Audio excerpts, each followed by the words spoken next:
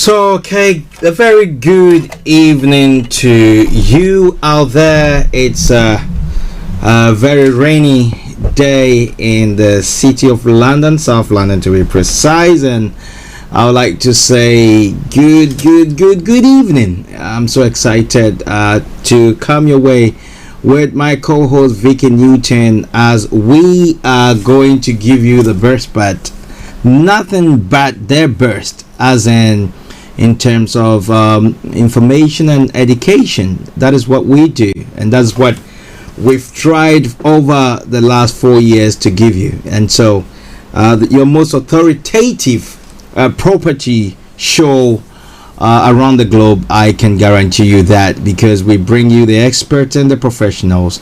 Good evening, and thank you for giving us the time in your space as well.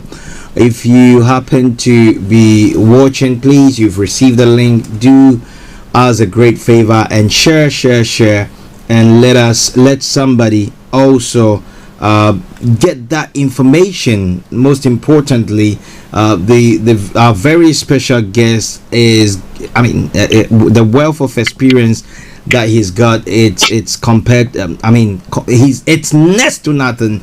Nobody come close, I can say, or that on authority. And so I am super excited. Vicky, how are you doing?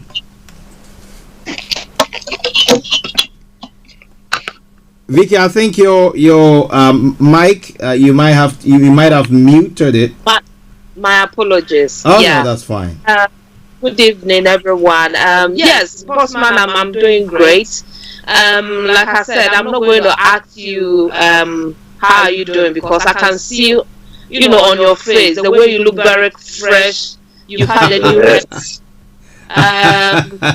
So you really did enjoy your day. Oh my. I'm always excited because I'm 6 feet above. I'm not 6 feet underneath. So that alone, and most especially when I see my brother and friend coming on the show as a very, very special guest. I'm talking about Solicitor Peter Osahon, who is going to give us some very, very, very good information. Not just that, but please, if you needed services, he's the man to go to. So we say, Vicky, I believe you've heard this before, the go-to man. Man. Yeah, when we say the go-to man, you if the British man says, you are the go-to man or the go-to woman, it means that you are the person to be to be how should I put it, a sought after person. So I believe that your best. Come again. That's why you're looking your very best. Oh, of course, because my general is coming. I have to make sure that I'm on point. Everything is set nice and tidy. So I have to make sure. If not, I'll be in trouble. But hey, you're live on the Property Hour show on Star Radio UK.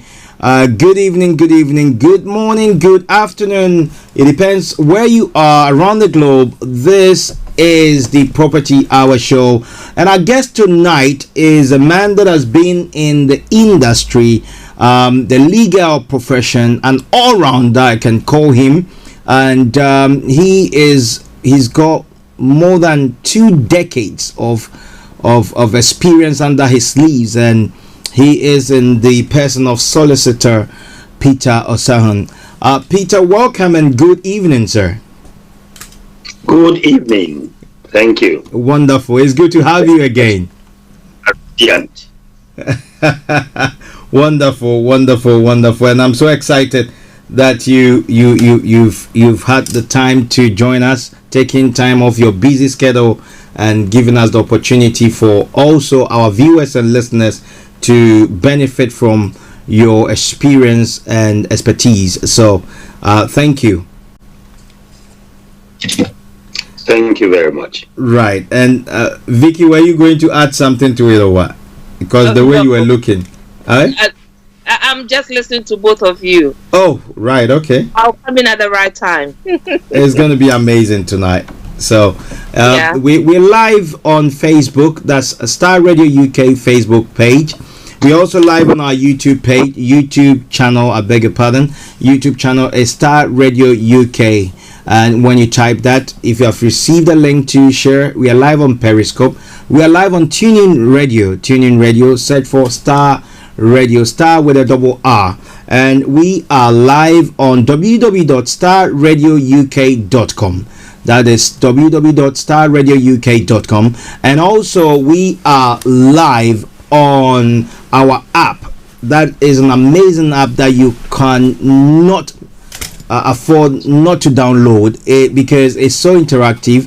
It's on the go. You listen anywhere. You might be, I'll not encourage if you are at work, but if you happen to have the opportunity to listen, you can just keep it going. And so you can download it as well and listen on the go. We give you all the best in entertainment and also education, current affairs, and everything that is going to do around us. And as we are here, we will make sure that we give you all the best. So let me acknowledge our sponsors tonight before we go to the main discussion. Our key sponsor is CIG Properties. That is Cornerstone International Group Limited. They are a property management company based in the UK. If you're looking to sell your property, you're looking to buy a property, you're looking to rent a property or rent your property out, or you're looking for a mortgage, look no further. If you're looking to invest, CIG Properties are your best source, your best point of contact to get your property in good shape from start to finish, or when you want to sell, they will look after it. So www.cigproperty.co, CIG, that is www.cigpropertyuk.com. so CIG propertyuk.com. And also M&M are a graphic designing company and printing as well. All kinds of printing, they will take care of it, from printing of books and those banners and everything. They are a global company, but they operate from Ghana, and they can take care of all your printing works and all the designs of our flyers. So we are doing amazing partnership that we have with them is great, and they are one of our key sponsors. And also Carrie's Furniture. Carrie's Furniture is based in Atlanta, Georgia. They are suppliers of current modern furniture, from your office to your residential home or any type of business, as long as you need furniture. Carrie's Furniture, they have an ongoing sale that you cannot afford to miss. Very good discounts. If you manage to tell them that you got that information on this show on Star Radio, you will get a discount. Or you can mention KB Bossman. You can contact them. Carries is KHARIS. That's KHARIS Furniture, and they'll be able to give you some good discount. Our last sponsor, but not least, is Mia Associate. Mia Associate is a project management company based in Ghana. If you're looking for your next housing project, from building of your residential home or your next hospital or the next project that is got to do with housing, they will be able to help you out from start to finish, from the foundation of that project to handing over the keys to you. Mayor Associate are based in Ghana, and you might have burned your fingers with friends and family. Now is a time to engage a professional company that will walk you through and make sure you get value for your money. And you can come through us, give us a call, and we'll be able to direct you and give you a discount. And so let me start off after acknowledging our amazing sponsors. Peter, the topic tonight, amazingly, people get a bit confused when it comes to the responsibility of a solicitor when when somebody is either getting a mortgage or selling or buying. So I don't know if you be able to take us through the responsibility of a solicitor and when it comes to mortgages, either selling, buying, or that process, please. Yes, good evening to everyone who's listening. Put in a nutshell, our duty as solicitors, yes, sir, is to guide the buyer, right, or the seller, whoever we are acting for, through the process. In the course of doing that, we do also have to liaise with other people connected from time to time. right. However, the core of our work is legal. Okay. Legal, namely, you have a buyer, you have a seller, you have estate agents, you have everybody. Our job is to do the legal side of things. Right. Carry out the due diligence or procure the documents that are required for the job to be done.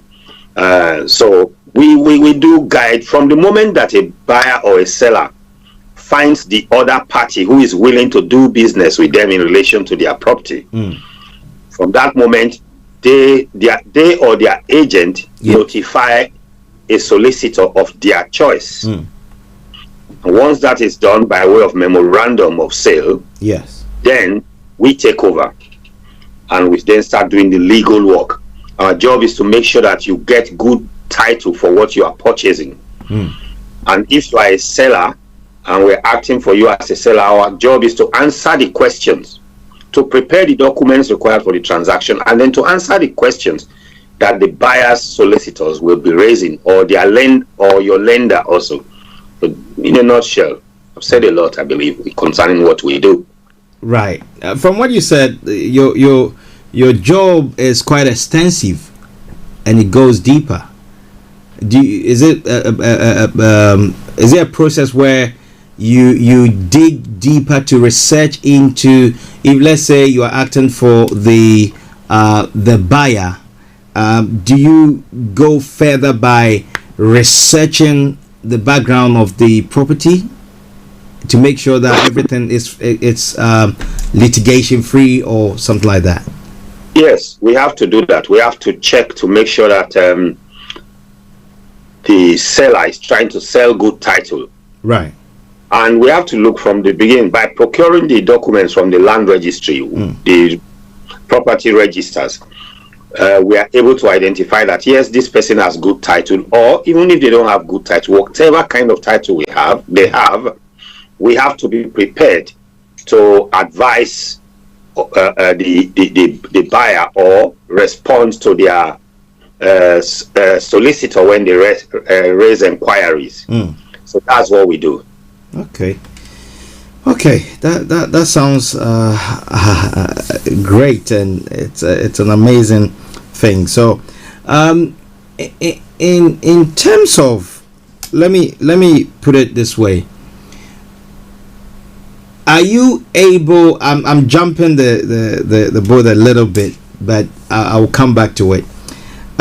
In terms of, because somebody asked me, I think last week or so, are you able to act for the seller and the buyer at the same time? Is it possible? Yes, it's possible. There are rules under which we are able to do that. It's called where the transaction is at arm's length. Right. So there are rules, and we can do that indeed.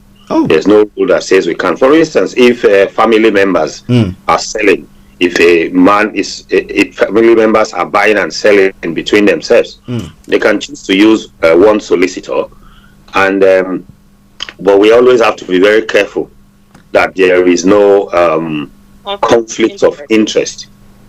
Conflict of interest. And it's not always that you have conflict of interest, to be honest to you, in such situations, but we have to protect our back by making sure that there will be no such conflict arising. And if we suspect that there could be any, we will choose not to ask for both. Right. Oh, okay. Because sometimes it might appear on the face of it that there will be no conflict, but when we dig deeper, we can begin to suspect that there could be eventually, especially in cases where the property is being sold at undervalue, or one party in the transaction doesn't seem to, is kind of, we suspect some kind of undue influence being put on them, or pressure, I mean, to compel them to sell, maybe because, you know, they are trying to raise money. Between a husband and wife, they may want to raise money, and the wife is not happy to do it, but it's her property, but the husband says, just sell it to me, or vice versa. And, you know, the money is still going to stay between us. But in the heart, you can see that for some reason, you just suspect that something is not right here. Maybe she's not happy to sell or buy because of what she knows. And if you have to be careful to discern such things. I mean, it's not easy, but sometimes we can. And if we see such, it's just to protect yourself more than anything else. Okay. Because, you know, I don't know if you are aware. Okay. Estate agents have, I mean, based on my experience over the years, most, I would say, estate agents take no risk whatsoever in the process of buying and selling properties. But solicitors take all the risk. You know, how is that possible? They go to their solicitor. If the seller is not happy, they go to their solicitor. If the lender is not happy with something, they go to the solicitor. So solicitors have to, you know, learn to protect themselves. So that's why sometimes a solicitor will say, sorry, I'm not acting in this transaction anymore. You know, so that can happen. Wow.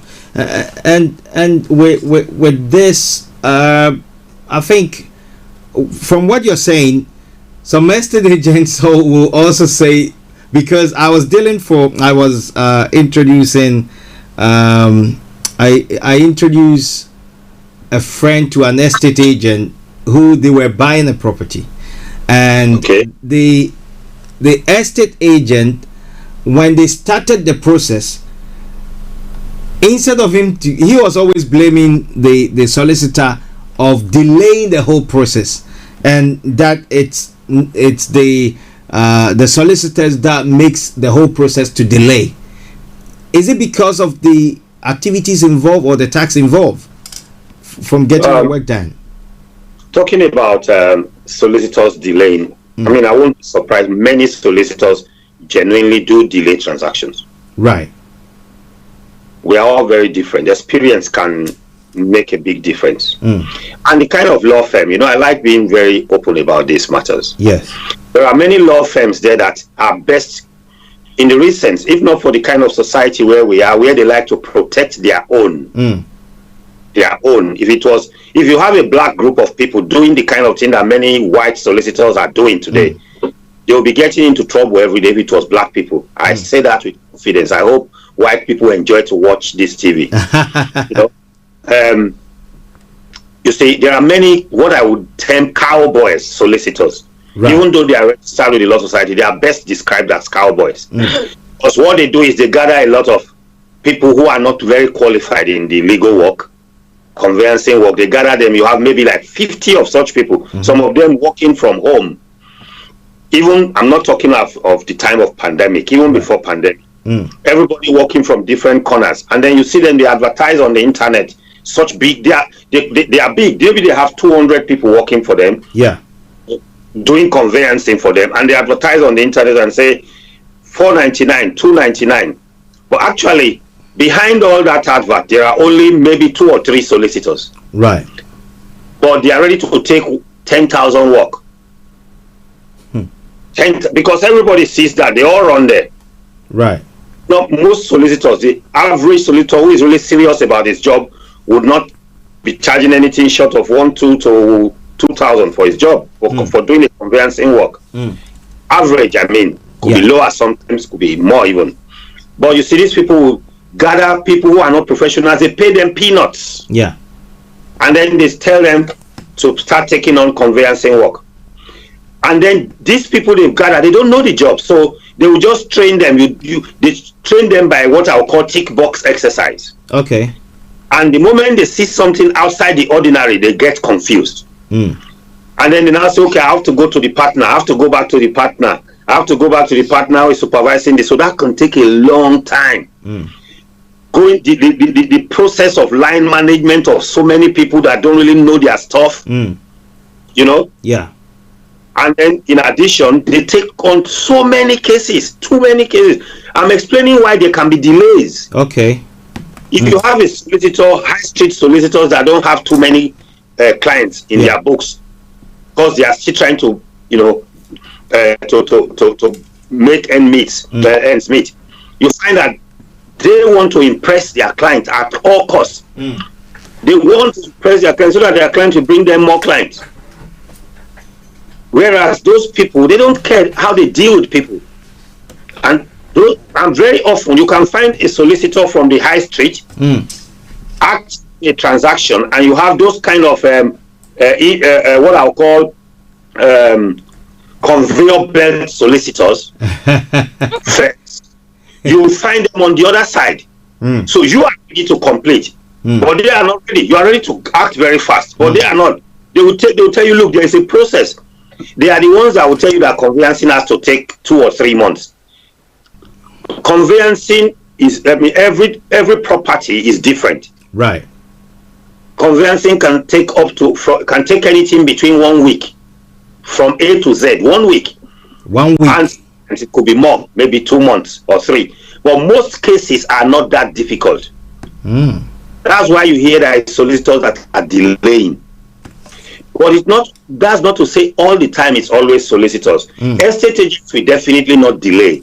Nobody can blame an estate agent for delaying, because the estate agent wants his money quick. So he too wants to push on this. But when you are dealing with those kind of solicitors I'm talking about, acting for the seller or acting for the buyer, they will drag the case on and on and on. A good solicitor who knows his job, who has been working for so many years, he takes a file, he knows exactly where he's going. He can read the file, he sees the end from the beginning. But when you give the same file to somebody who is a trainee, some are trainees, some are paralegals, you can call, for your information, you can call somebody who has never gone to university in their life, sit them down, train them in how to do this process, and they will be able to do up to 75% of it. Wow. But when you go to, there are some nitty-gritties that they cannot do, or even if they can do it, they still have to pass it through the senior partners and this partner and that partner, and rightly so, because if they don't, they could make mistakes. That's where the delays come. Where you have a partner managing 100 people, one person managing, looking at the case of 100 people, and these are the same people. These same kind of solicitors are the ones whose brothers and sisters are running all the banks. So they are them to be on their panels. Whereas when you have people who are of a darker skin, they don't want them to ever end up in their panels. You know, so people who know the job, and I'm saying this with confidence, if there's any solicitor out there who is in one of these conveyor belt firms, I'm not mentioning their names, or there are many. You can find them if you Google on the internet. They are the ones who tell you $4.99 for conveyancing, $2.99, and most of the time they also lie, because they will give you a bill that is worse than what they told you originally. If there is any of them that doubts, that wants to challenge what I'm saying, I want to say to you confidently, most of them don't know their job. Even their senior partners, they cannot use their brain. What they know how to use is book. They just, well, experience goes beyond the books sometimes, you know, and that's why we have this difficulty of delay. Okay. Peter, well said. Because I was just going to ask that question when you brought that up. I was first of all going to ask you the cost, which you've already mentioned. Secondly, is it better to get a local conveyancing lawyer than somebody who is miles away? Because a lot of people have this notion that those within London, if I should say, are more expensive as to those outside London. And like you are saying, how conveyor belt, what do you term them? Conveyor belt what? Law firms. Now, so they know themselves. They know themselves. These are law firms where they make mistakes non-stop. They make huge mistakes continuously in conveyancing, but they use money. So they make so much money from gathering so many cases and many clients that When they make mistakes, they don't even allow the cases to go to court. They just pay the client off quickly and say, please keep it quiet, because it will affect their reputation. So, Peter, right now, you've warned all of us that there are such people out and about. Yes. Please tell us, what are some of the warning signs when we are instructing a conveyancing lawyer? You've now told us, you've opened our eyes on this. What are some of the, the warning signs? So that we don't fall into that trap. There is no solicitor who is worth his salt. A conveyancing solicitor who will tell you that he will do conveyancing, in, let's say, in London for 200, 300 or 400 pounds. It just doesn't make sense. That is the first warning sign. Yes. Okay. When they give you those figures, then you just know how. I mean, look, an average conveyancing file takes, and I say average, will take about, say, 20 hours of going in and out of it. Sometimes, if there's a measure of complication, it could even take up to 40 hours. A good solicitor, a solicitor with the kind of experience that you require to do a good job, would not charge you less than, let's say on the average, 200. There are solicitors that charge 300. For me, if I was charging per hour, I wouldn't charge less than 300 plus VAT. And I'm going to do I'm going to deal with a transaction that will take average 20 hours. Okay. Then I'll come and charge for what I'm going to spend on average 20 hours doing. I'll come and charge you £500. You won't feel that something is not right there. So, Peter, it doesn't matter whether the conveyancing lawyer you're going to instruct is within London or outside London. It doesn't matter. The issue of London or no London is the fact that indeed lawyers outside London are often cheaper, but the gap is not very wide either. Right. It's such that one will be charging you 15 and another one will be charging you 400.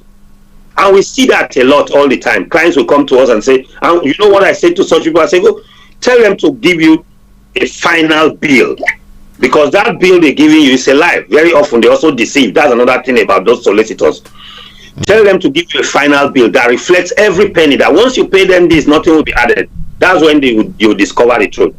I once used such a firm for a case for my own purchase once, and the quote they sent to me, I just wanted to test them. After all, they didn't know that I'm a solicitor or a conveyancing lawyer. So I went online, picked them, and I said, well, you are charging $399. They said yes. And then I said, put it in writing and send it to me. They sent it, and I kept it in my file. When we completed, they sent me what's called a completion statement. And the figures that they were now asking me to pay were, and I'm saying this honestly, minimum 1,000 plus, more than what they originally quoted, 1,000 plus. So all the things we call conveyancing, even though they've told you that your fee is 499 or 399, they now break it into 100 pieces again. Start charging separately in addition for every part of it. So you who said you were looking for a cheaper solicitor, you end up paying more. In my own particular case, I actually went back to them and said, you gave me a quote for conveyancing. Conveyancing includes all the things you've now broken down and you are charging separately for again. I'm not going to pay you for them. And if you have a problem with it, we'll submit it to the SROA. That was what I said to them. And they were shocked. And I told them I'm a solicitor too. This is where I work. And what you are doing is deceptive. And at the end of the day, they had to accept what they offered me initially.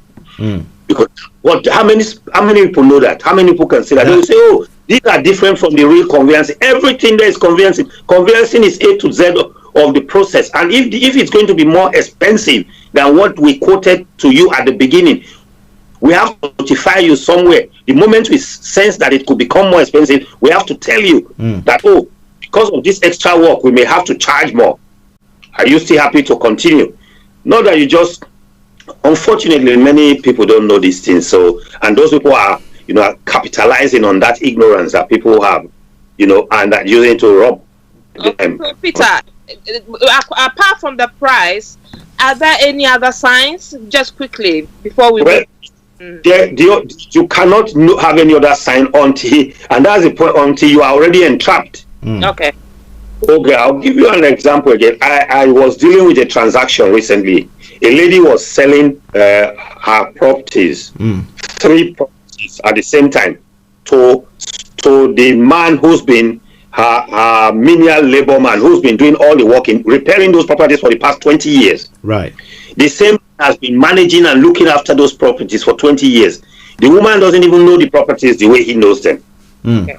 He knew the property much more. She doesn't even travel there because it's so far away, maybe about 300 miles. That man has been looking after those properties for 20 years. Now she wanted to sell them to him at a discount because of the relationship. The man chose his own solicitor because he wanted a solicitor who is cheap, far away. And he wanted the matter to be completed within a week or 2. He wanted it to happen quickly. Right. Because from all indication, the seller was eager to get money.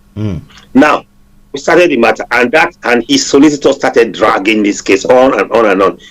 Eventually, he started sending the buyer to come and beg me if I'm willing to take over and act for him also. Oh, okay. And that was what we eventually did. In a matter of 2 days after he told me, we completed. Seriously? Yes, because everything that I needed to send to the other solicitor, I had sent to them, and I had them on my file. So I called somebody in my office. I said, okay, this person wants us to act for them. I know the whole case. We have to make sure that we protect ourselves in this way and that way. You take over that file, act for him. And the questions that they could raise, which they never raised, we raised between ourselves questions, answered them, dealt with them. We acted as if we didn't know as if the two people didn't know each other. We made sure that there was a gap or space between, and we did a great job. And we registered all those properties. All happened very fast. You know, I have bought a property in the past, or in fact sold. I have bought in the past where I'm buying cash, and it happened within 3 days.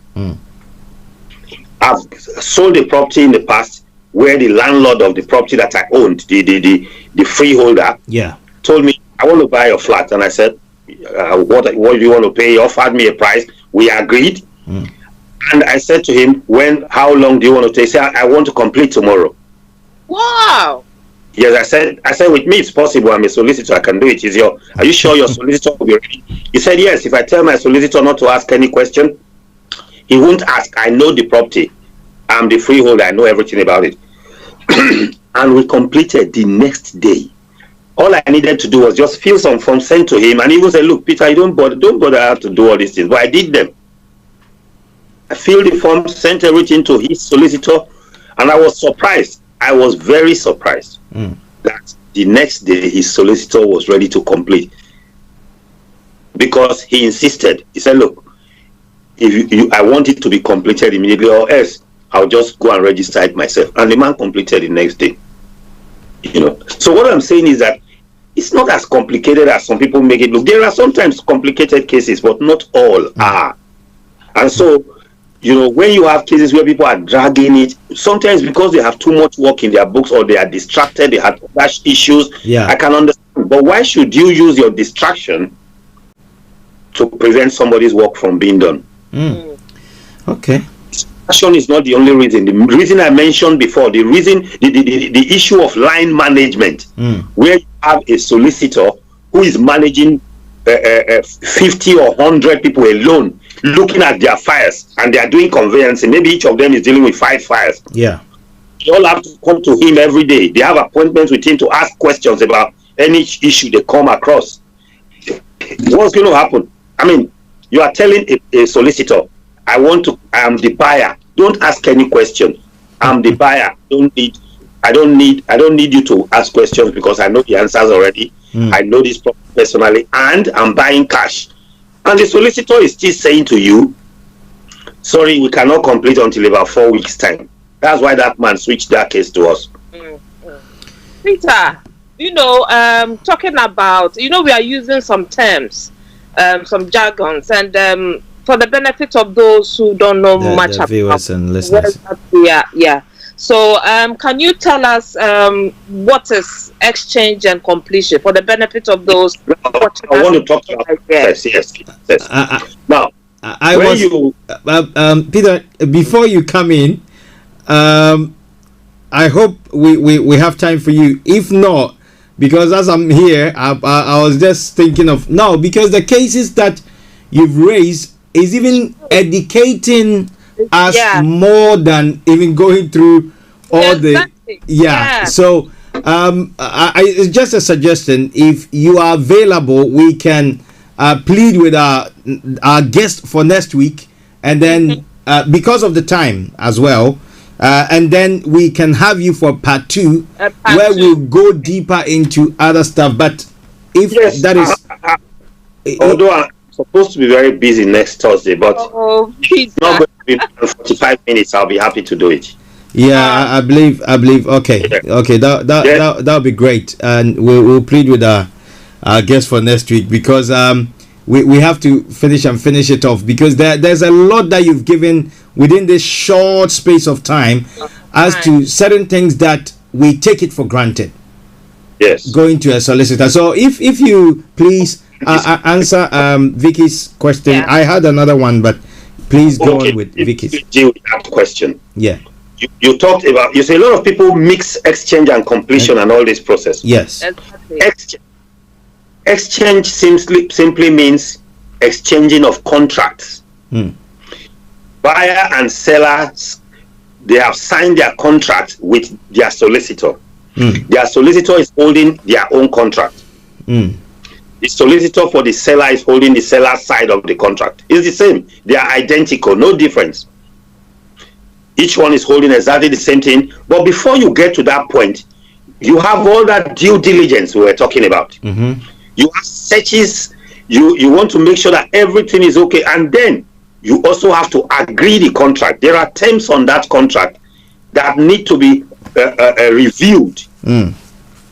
You look at them. You are satisfied that the conditions and the terms are acceptable to your client. You explain. The solicitor will take time. I personally prefer to see my clients. I do see my client most of the time. And I would have to explain to them what that contract is all about, the implication, the risks involved, and all that. The moment you sign that contract, theoretically, you are not supposed to breach it by saying, "Okay, I'm not good doing anymore. I'm not proceeding." No, you shouldn't do that. Although, if you do that, there are rules that regulate that situation. But exchanging contracts simply means at this point you have agreed to sell and the other person has agreed to buy. Right. Another word for contract is agreement. Okay. It's the contract means sales agreement. Another word for contract is agreement. So the moment you have agreed, you've signed that contract, we are holding your signed contract. Then the day comes when we say, okay, today we are satisfied with every question that has been asked and everybody's got their answer, everybody's happy. Then we ask our client, do you want us to exchange? Each solicitor asks their client. And if their client say, yes, go ahead and exchange, I would personally like to have it in writing. Very often I'll say, even if it's a text you can do, even if you're at work, send me a text or whatever and say, go ahead and exchange for the record. So I'll take it, and then the other side too, they are ready. We then call each other and exchange contract based on the terms that have been agreed. Right. And based on all the documents we have been sending between one another and the questions we've been asking and receiving answers. When you exchange contract, it's on that day you decide when you are going to complete. The reason for that is to give the buyer and the seller time to make arrangements for the transfer of the party and of the property and the money. So traditionally I say, right, or rather under normal circumstances, exchange and completion don't take place on the same day. Okay. Right. I would say average, a minimum of, or rather I would say average, 2 weeks, but sometimes it can be less. Right. Could be even 2 days. But even it's also possible to exchange and complete simultaneously, meaning the same day, the same time. So we can agree all that in advance that look, we're going to exchange and complete the same time. That is, there are situations where I recommend that personally. If you are a buyer, always, and you are depending on a mortgage, always try to get exchange and completion on the same day. Oh. Wow. Why is that? Why is that? Yes, because especially in the times that we are in, the lenders, they are always trying to protect only themselves. They don't care about anybody else. Okay. They can even decide to pull the rug from under your feet on the day you were supposed to complete, even after you have exchanged. Yes. Just like that? Yeah, just like that. A lot of people don't know that. They do it. What? They do it, especially in these days where they are trying to protect their own penny. Every little thing, they'll say, oh, you know, for some reason. Sometimes they may even say, they may not even give you a good reason why they are doing it. It happened to somebody recently. He was lucky that he was able to raise the cash from all possible sources, including credit cards and going to borrow from, you know, loan sharks in order to be able to complete because he had exchanged contract already. These things do happen. So if I'm dealing with a client who is buying a property with a mortgage, I will explain this situation